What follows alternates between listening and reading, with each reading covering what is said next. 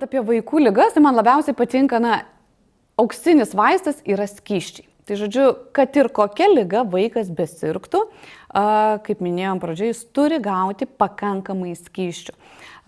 Buitiškai tariant, skysčiai padeda išplauti iš organizmo ligos sukėlėją.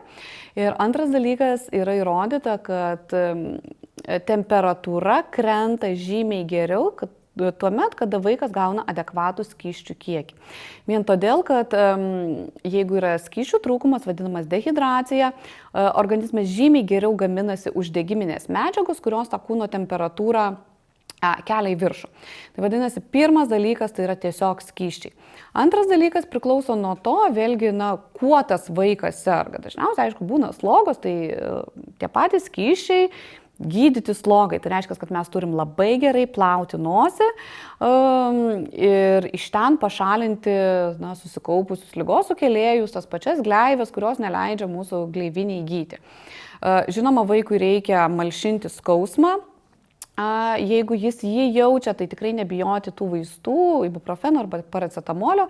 Šie vaistai skirti ir temperatūrai mažinti, bet tuo pačiu mažina skausmą ir mažina uždegimą. Tai kaip ir mūsų prioritetas yra vaiko komfortas, nes jeigu vaikui skauda, jis mažiau geria, jeigu jis mažiau geria, automatiškai didėja dehidracijos rizika. Tai vadinasi, mažiname skausmą. O toliau visa kita tai yra tokios simptominės priemonės, kaip aplinkos palaikymas, drėgmės, kambarių vėdinimas. Kas dar iš tų tokių, jeigu vaikas nealergiškas, tai sakykime prie banalaus peršalimo, nors taip kaip ir tokios ligos nėra, prie banalios virusinės infekcijos, teigiamą poveikį turi medus. Tai yra įrodyta, kad pusė šaukštelio medaus prieš miegą turi teigiamą poveikį. Visos kitos priemonės, jos kaip ir kažkokio mokslinio pagrindo neturi, tai tiesiog mes turim skysčiai, ramybės režimas, jeigu vaikas blogai jaučiasi, skausmo mažinimas, kambarių vėdinimas.